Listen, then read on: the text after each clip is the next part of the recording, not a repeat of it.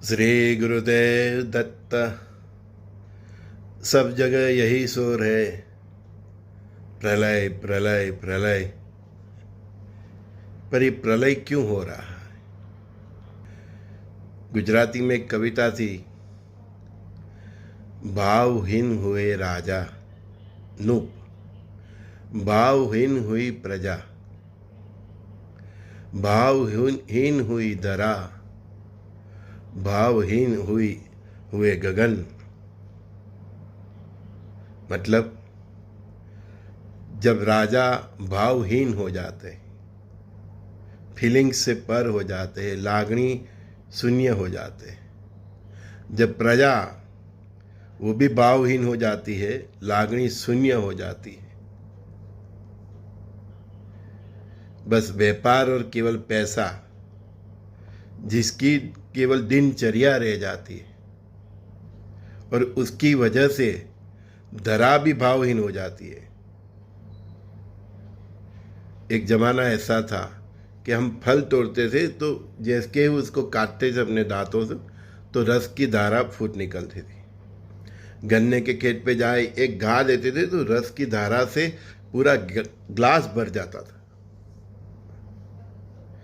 तो भावहीन हुई धरा, भावहीन हुए गगन, मतलब आकाश भी भावहीन हो गया। बेफाम बारिश गिर रही है, बेफाम गर्मी पड़ रही है, बेफाम मतलब अभी ठंड पड़ेगी। देखो आप कैसा तांडव मचेगा आप जब जहाँ जहाँ मतलब देखो ये सब जो पहाड़ी विस्तार है जहाँ इतना ठंड आएगा, इतना ठंड पड़ेगी कि मतलब बर्दाश्त के बाहर हो जाएंगे, है ना। तो भावहीन हुए नूप, भावहीन हुई प्रजा, भावहीन हुई धरा, भावहीन हुए गगन। हाँ, तो राजा और प्रजा जब भावहीन हो जाती है, उसमें कोई लागणी नहीं रहती, उसमें कोई मानवता नहीं रहती। प्रजा की सेवा ये धर्म नहीं रहता। प्रजा भी मतलब राष्ट्र के वफादार नहीं रहती। चोरी बढ़ जाती है, डाके बढ़ जाता है, बहनों माताओं की और गुरु की कोई इज्जत नहीं रहती। मैं केवल बहनों माता की बात नहीं कर, बहनों माता और गुरु की जब कोई इज्जत नहीं रहती, माता पिता का कोई सम्मान नहीं रहता, उनका कोई वजूद ही नहीं रहता। अब जब सब जगह सब रिलेशन में केवल एक प्रैक्टिकल ये एटीट्यूड आ जाता है, प्रजा और राजा के बीच में केवल टैक्स के देने के सिवा और उसके सिवा कोई व्यवहार नहीं रह जाता, तब वासुदेवन श्री कृष्ण भगवान ने कहा है कि तब मैं धर्म की स्थापना के लिए, फिर से मानव सभ्यता की स्थापना के लिए और ये संसार को स्वर्गमय बनाने के लिए मैं फिर इस धरा पे अवतरित होता हूँ। मनुष्य की कल्पना ही मानवता से हुई है। जब मानवता ही नहीं तो मनुष्य कहाँ से? देखो हम होटल में हम 3,000 का खाना खाते हैं, लेकिन खाना खाने के बाद हम बाहर आते हैं तो किसी भिक्षुक को हम 10 रुपये नहीं देते, उसको हट करके भगा देते हैं। हम 500-600 रुपये की सिनेमा की टिकट देखते हैं, फिर बाहर आके हम 10 रुपये किसी के लिए नहीं खर्च करते। हम 4-5 हज़ार रुपया के कपड़े मौज शौक में मतलब बिगाड़ देते हैं, लेकिन हमारे माता पिता को, हमारी किसी बहन को जिसको बहुत ज़रूरत है, हमारे किसी भाई को, तो उसको मदद नहीं करते। उसने मेरे लिए कुछ किया था कि मैं उसके लिए करूं, बस यही सोच। जब ऐसा माहौल पूरी धरा पे हो जाए तब भगवान को युग परिवर्तन करने की ज़रूरत पड़ती है। ये जो जितनी भी स्थूल चीज़ें हैं, स्थूल मतलब नाशवंत, हमारा देश भी नाशवंत है, तो जितनी भी नाशवंत चीज़ें हैं उसका मोह मनुष्य को हो सकता है, परमात्मा को नहीं। और जब मनुष्य के हृदय से संवेदना ही निकल जाती है और समग्र सृष्टि के जितनी मानव सभ्यता है वो स्थूल स्वरूप हो जाती है। स्थूल स्वरूप मतलब ये जो देह है वो स्थूल स्वरूप है और आत्मा उसके भीतर है, वो सूक्ष्म स्वरूप है, हमको दिखाई नहीं जाए। तो स्थूल स्वरूप जब पूरी मानव सभ्यता हो जाती है और वो संवेदनशीलता उसकी गवा देती है, तब महाप्रलय इस धरा पे होता ही है। मैंने क्या बोला कि आकाश मतलब नभ, भावहीन हुए नूप, भावहीन हुई प्रजा, भावहीन हुई आकाश नभ, है ना, भावहीन हुई ये धरा। इसी तरह जब पंच तत्वों सभी अग्नि, जल, वायु सब मानव की संवेदनशीलता विहीन जीवन के कारण ये पंच तत्व भी विशुद्ध हो जाते हैं, उसमें भी मलिनता आ जाती है। और मनुष्य का देह तो इन पंच तत्वों से ही बना हुआ है। तो आप सोचो कि इस धरती पर मानव जीवन कब तक टकेगा, मतलब कब तक टिकेगा। भाइयों और बहनों, मेरी इतनी बात भी अगर आपको समझ में आ जाए न, तो हम ये महाविनाश को अटका सकते थे। हम तो कई सालों से बोल रहे हैं लेकिन किसी ने नहीं सुना। कुछ मुट्ठी भर लोगों ने सुना तो इससे भी क्या। इसीलिए एक खंडस्थ प्रलय होने जा रहा है। मनुष्य की बेसिक ज़रूरत क्या थी? रोटी, कपड़ा और मकान। हमने उसका भी व्यापार बना लिया, बिजनेस बना लिया। जो हम होटलों में जाके खाना खाते हैं ना, वो हमारा चक्कर नहीं है। गुजराती में वो प्रफुल्ल दवे ने एक बहुत अच्छा भजन गाया है, कोई तारे आंगणे आवे तो। वो आप सुनना, मतलब कोई आपके आंगन पे आए तो उसको ओटला देना, उसको रोटी देना और उसको पूछना कि भैया तुम क्यों आए हो। उसके साथ बैठ के खाना पीना और हो सके उतना उसका दुख दर्द दूर करना। तो हमारी संस्कृति में खाना देना, ओटला देना मतलब उसको एक रात के लिए या 2 रात के लिए उसकी जो जितनी ज़रूरियात है उसकी परिस्थिति के हिसाब से उसको आसरा देना, रहने के लिए उसको परमिशन देना, रोटला भी देना और ओटला मतलब रहने का आसरा भी देना। उसको उसके साथ बैठ के छोटे बड़े के भाव से पर होके उसके साथ बैठ के खाना भी खाना और उसके दुख को पूरा सावध होके सुनना और हो सके इतना उसको मदद करना, ये हमारी संस्कृति है। तो हमने तो ओटला की जगह पे होटल बना दी रहने के लिए। रोटला भी उधर ही मिलता है, पैसे दो रोटला बना। और कपड़े तो उसका भी फैशन शो बना दिया है। मानव शरीर को ढकने के लिए परमात्मा ने ऐसी बुद्धि दी और हमने कपड़ा बनाया, तो हमने उसका भी फैशन बना लिया। पेट भरने के लिए हमको रोटी दी, तो हमने उसमें भी ये चाइनीज़ ये सब कितना मतलब है ना।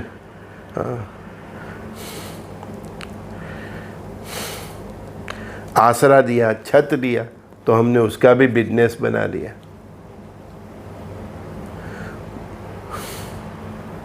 तो रोटी, कपड़ा और मकान का बिजनेस बना के हमने एक जो कॉमन इंसान है, सामान्य मानस, जिसको हम एक मिडिल क्लास बोलते हैं और उससे नीचे गरीब क्लास है, तो उसके लिए हमने ये तीनों चीज़ें बहुत कठिन बना दी है। राम राज्य उसको ही बोलते हैं जहाँ प्रजा को रोटी, कपड़ा और मकान, जीवन जीने की चीज़ें उस शहर के, उस राष्ट्र के छोटे से छोटे आदमी को सहज मिल जाए। मतलब फाइनेंशियल इंफ्रास्ट्रक्चर ऐसे राजा द्वारा सेट किया जाए कि आपके देश में एक रिसर्च किया जाता है और उसमें सबसे कम आमदनी किसकी है, वो आमदनी के हिसाब से वो इंसान रोटी खा सकता है, एक मकान में रह सकता है, अच्छे वस्त्र पहन सकता है, उसके घर में जो पैसे वाले के घर में जो फैसिलिटियाँ है, बड़े बड़े टीवी, ये सब, अच्छा बाथरूम, नहाने का, ये सब, अच्छा खाना, वो भी खा सके, तो इसको राम राज्य बोलते हैं। और इसीलिए जिसके हम कल्कि अवतार बोलते हैं, जो अवतारी पुरुष जो आए हैं वो यही राम राज्य की स्थापना करने आए हैं कि पूरे विश्व में, केवल इस राष्ट्र की बात नहीं कर रहा हूँ, पूरे विश्व में जितने भी, जो भी छोटा सा छोटा आदमी होगा जिसकी आमदनी सबसे कम होगी, उसको भी सभी मिल पाएगा जो बड़े से बड़े आदमी को मिलता है। क्योंकि ये पृथ्वी के जो संसाधन है उसका मालिक तो पांडुरंग विट्ठल है, नारायण है, कल्कि है, आपके राम कृष्ण शंकर हनुमान, श्री गुरुदेव दत्तात्रेय भगवान, वाहे गुरु अल्लाह यीशु है। तो हमने इस संसाधनों पे जो पकड़ रखी है कुछ लोगों के ने, तो पकड़ छुड़ाने के लिए परमात्मा का अवतार हुआ है, जिसको हम डीप स्टेट कहते हैं। तो डीप स्टेट की पकड़ में जो पूरा विश्व है, डीप स्टेट केवल अमेरिका में नहीं है, वो सब राष्ट्र में, तो उनकी इस पकड़ में जो पूरा विश्व है, वो पकड़ को छुड़ाने के लिए ये महाप्रलय होना ही है, इसको कोई टाल नहीं सकता। देखो, सर्जरी करे तो किसी को भी दर्द होता है, लेकिन सर्जरी के बाद तो अच्छा होता है कि आदमी, इंसान बीमारी से मुक्त हो जाता है। तो जितने भी गरीब हैं, मध्यम वर्ग के हैं, शुद्ध सात्विक जीवन जीने वाले हैं, जिसका चरित्र, जो अच्छे इंसान हैं, और गरीब और मध्यम वर्ग वाले, इवन पैसे वाले, तो इनके लिए ही ये परमात्मा लीला कर रहे हैं। तो डरो मत, ये महाप्रलय के बाद, नवयुग निर्माण के बाद, गरीब, तवंगर, पैसे वाला, मिडिल क्लास, ये सब जात पात, ऊंच नीच, सब धर्म में रहली मिलिनता, सब निकल जाएगा। गुरु महाराज कहते थे कि राजा और रंग, बात सुनना आप, राजा और रंग एक ही पंगत में बैठ के चौराहे पे खाना खाएंगे, ऐसी नौबत ला देंगे। गरीब और मध्यम वर्ग को क्या फ़र्क पड़ता है, उनके जीवन में तो ऐसे भी संघर्ष है। तो राजा और रंग, रंग मतलब ये गरीब और मध्यम वर्ग, बैठ के एक ही चौराहे पे खाना खाएंगे, ऐसा दिन ये कल्कि अवतार, ये परमात्मा का रुद्र अवतार ला रहे हैं। मैं कोई इतना बड़ा ज्ञानी नहीं हूँ, फिर भी परमात्मा के साथ मेरी जो भक्ति है और उसके साथ मेरा जो संपर्क है, एक रूपता है, इसी आधार पे मैं ये सब आपको बता रहा हूँ। तो जो हमने ये गैप बनाए हैं, रीच और पुअर, ये धर्मों का जो हमने अखाड़ा बनाया हुआ है, धर्मों में जो पंथों का अखाड़ा बनाया हुआ है, ये देशों देशों की जो हमने सरहदें बनाई हैं, यहाँ तक कि हमने पंच तत्वों से बने संसाधनों का भी बंटवारा कर दिया है। इधर का पानी तेरा, इधर का पानी है ना। तो गंगा, जमुना, सरस्वती और जितने भी तापी, जितनी भी इस दुनिया में पूजनीय नदियाँ हैं, उसको भी हमने बांट दिया है। समंदर को भी बांटने की अभी लड़ाई चल रही है। चाइना बोल रहा है ये मेरा क्षेत्र है, भारत बोल रहा है मेरा क्षेत्र है, ईरान बोल रहा है मेरा क्षेत्र है, रसिया बोल रहा है मेरा क्षेत्र है, अमेरिका बोल रहा है इधर मत आना, ब्रिटेन बोल रहा है इधर मत आना। ये सब तुम्हारे बाप का है। आपके और मेरे बाप के बाप इस दुनिया की जो महान शक्ति है, जिसने हम सबको बनाया, ये तो सब उसका है, पंढरपुर के विट्ठल का है, जगन्नाथ देव का है, द्वारकाधीश का है, सोमनाथ महादेव का है, कैलाशपति महादेव का है। मैंने बार बार बोला, हम किराए के मकान में किराएदार है, और गलती से हमने वो मकान अपना ही समझ लिया। हमारे जीवन में हम देखते हैं ना, हम किसी को भाड़े पे देते हैं, हाँ, फिर वो अपना बाप बन जाता है, खाली नहीं करता है ना। हम इंसान भी वही कर रहे हैं। फिर वो कोर्ट केस चलता है, और आजकल तो न्यायाधीश भी कुछ उलट सुलट ही इंसाफ दे देते हैं। तो सबसे बड़ा जो जज है इस दुनिया का, आपका मेरा सबका, तो इसने ये जजमेंट पर साइन कर दिया है कि मैं अब ऐसी दुनिया बनाने जा रहा हूँ, वहाँ ना कोई धर्म का भेद होगा, वहाँ ना कोई पंथ का भेद होगा, वहाँ ना कोई बड़े और छोटे का भेद होगा, वहाँ ना कोई स्त्री और पुरुष का भेद होगा, वहाँ ना कोई पैसे वाला और गरीब का भेद होगा, वहाँ न कोई राष्ट्र की सरहदें होगी, न शहरों की सरहदें होगी, न इंसानों के दिलों में सरहदें होगी। तभी तो हम इतने प्रसन्न हैं कि हम जो चाहते थे, वर्षों से चाहते थे, उसी दिशा में ये कल की ये रुद्र अवतार महादेव का और ये हरिहर की लीला वही दिशा में जा रहे हैं। 7 साल सब्र कीजिए, 25 से 32 जिसने पार कर दिया, समझो वही इंसान है। जिसमें इतनी भी इंसानियत होगी वो तर जाएगा, जिसका सुसात्विक जीवन होगा, जिसका चरित्र होगा, माता और बहनों के लिए जिसके हृदय में सम्मान होगा, सर्वधर्म के लिए जिसके लिए ये संभाव होगा, पूरे विश्व को वसुधैव कुटुंबकम का भाव से देखता होगा, जो परमात्मा को प्रसन्न है, इसी तरह इधर जीवन जीता होगा और उसकी हर दिन जीवन की नाव परमात्मा के भरोसे चलती होगी, वही तो सर्वाइव करेगा, उसका ही तो नवयुग में काम है। आप कहाँ हो भैया, आप देख लो। बस आपको आत्मचिंतन करने की ज़रूरत है कि मैं कहाँ हूँ।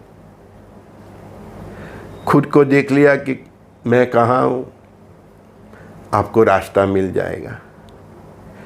बाकी ये कल की अवतार है, रुद्र अवतार है, ये किसका अवतार है, ये संबलपुर में है, ये इधर है उधर है, उसकी यही तो लीला है कि सब लोग कंफ्यूजन में है। है ना? वो कान्हा और महादेव, वो कृष्ण अवतार में भी हमने देखा था, भगवान ने सबको घुमा रहे थे। तो हम सबको भी वो घुमा रहे हैं। वही जानते हैं कि वो कहाँ है, कैसे है और किस तरह से लीला करनी है ना। बस हम केवल अनुमान कर सकते हैं, लेकिन इतना सच है कि वो धरती पे आ गए हैं। और मुझे जितना ध्यान पड़ता है गुरु कृपा से, वो करीबन अभी 29 ईयर्स के हो गए हैं। और अभी जब पूरा विश्व में जो भी तांडव चल रहा है 2020 से, वो सब इनकी ही लीला है। आपको और मुझे ऐसा लग रहा है कि मैं ये कर रहा हूँ, रसिया का राष्ट्रपति ये सोच रहा है कि मैं ये कर रहा हूँ, लेकिन उससे करवाया जाता है। इजराइल के वड़ा प्रधान नेतन्याहू वो ऐसा सोच रहे कि मैं ये कर रहा हूँ, मेरे देश के लिए कर रहा हूँ, मेरे यहूदी समाज के लिए कर रहा हूँ, लेकिन उससे करवाया जाता है। ईसाइयों के सब बड़े बड़े अमेरिका के प्रेसिडेंट, ये सब यूरोप के, वो सब अपने अपने देश और अपनी प्रजा के बारे में सोच के समझ रहे कि मैं ये कर रहा हूँ, लेकिन उनसे करवाया जा रहा है। और इसी तरह भारत के वड़ा प्रधान, राष्ट्रपति, उनको भी ऐसा लग रहा हो कि मैं ये कर रहा हूँ, विरोध पक्षों को भी लग रहा है कि मैं ये कर रहा हूँ, लेकिन उनसे करवाया जा रहा है। सबकी बुद्धि हैक हो गई है। All are in control of the God. मालूम ही नहीं, जब सब खत्म हो जाएगा तब वो समझेंगे कि या वाह वाह वाह, क्या प्रभु तेरी लीला है। मैं ये सोच रहा था कि मैं ये मेरे देश के लिए, मेरे समाज के लिए, मेरे राष्ट्र के लिए, मेरे धर्म के लिए, मेरे पंथ के लिए कर रहा हूँ, लेकिन मैं तो कल की अवतार के लिए ही कर रहा था। भैया, माताएं, बहनें, मेरी बेटियों, मैं इन महान शक्तियों के साथ जिया हुआ, अवधूतों के साथ, संतों के साथ बहुत साल मेरे बीते। एक अंगूठा भी दबा देने पैरों का तो उस क्षेत्र में वो प्रलय ला सकते हैं, बारिश को रोक सकते हैं, चक्रवात को भी रोक सकते हैं। और ऐसे अवधूत और ऐसे महात्मा पूरे विश्व में फैलाए हुए हैं। फिर भी वो क्षेत्र में कुछ होता है तो समझो कि उधर का पाप इतना है, तो उसके कर्म का दंड वो भुगतने देते हैं, उसमें हस्तक्षेप नहीं करते। लेकिन जिस दरा का पुण्य अलग है, जहाँ पूजा पाठ होगी, हवन होता रहेगा, जिसका मानवता धर्म हुआ, जो भी जहाँ क्षेत्र में, तो उसके सर्वाइवल के लिए भी वो अभी भी कुछ न कुछ कर रहे हैं। वो इनकी लीला है, पर हम उनके साथ कई वर्षों तक जिए हैं। अभी तो वो पृथ्वी पर धरा पे सदैव नहीं है, हाँ, नहीं तो आपको मिलवाता भी, ठीक है ना। हाँ, अवधूतों और संतों का क्या ठिकाना है, चलते भला है ना। तो उनके साथ जिया हूँ, तो वही अनुभव से, वही सत्संग से मैं आपको आज का जो भी मेरा भाव था वो आपके साथ शेयर किया। डरो मत, जो भी हो रहा है अच्छे के लिए हो रहा है, सब इक्वल हो जाएंगे, सब, ये सब माया छूट जाएगी। मैंने बोला है ना, रास्ते पे पड़ा सोना कोई नहीं उठाएगा, मोह माया ही छूट जाएगी। हाँ, जमीन के लिए लड़ रहे, कोई ज़मीन को सूंघेगा भी नहीं, है ना।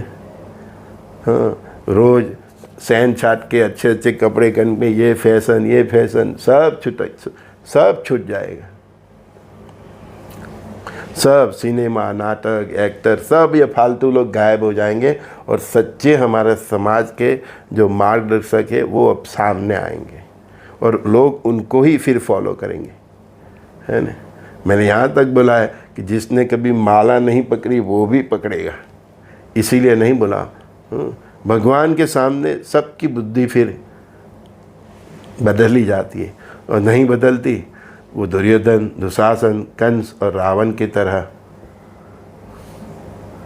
समझ गए।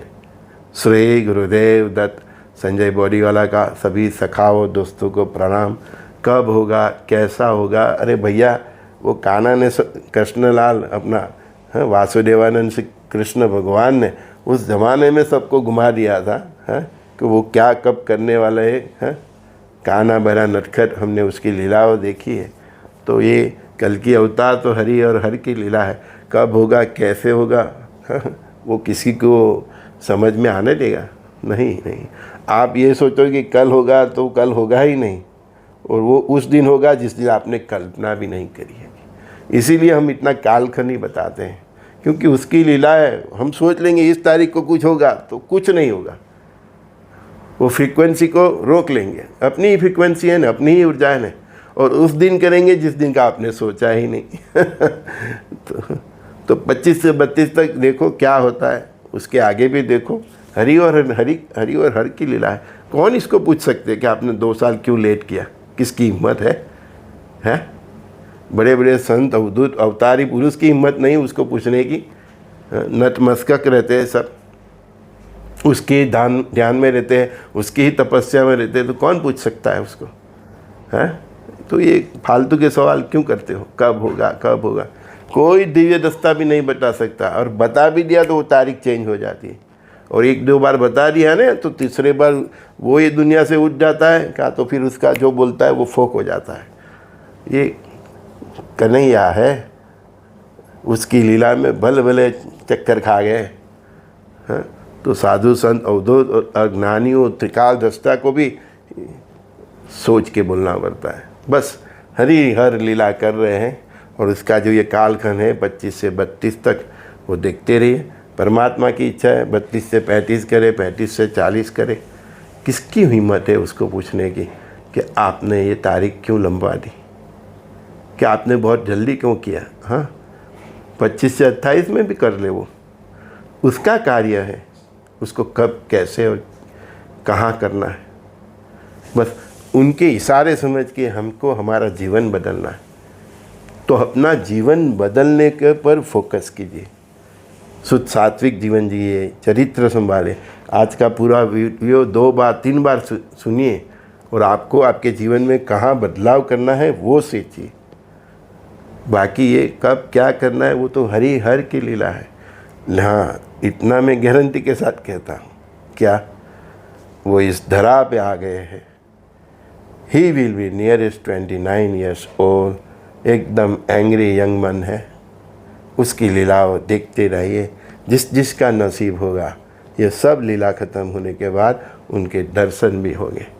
इतना तो मैं गुरु महाराज के साथ जो मेरा संवाद है, सत्संग है, उसके आधार पर मैं गारंटी के साथ कहता हूँ कि वो इस धरती पे आ गए हैं।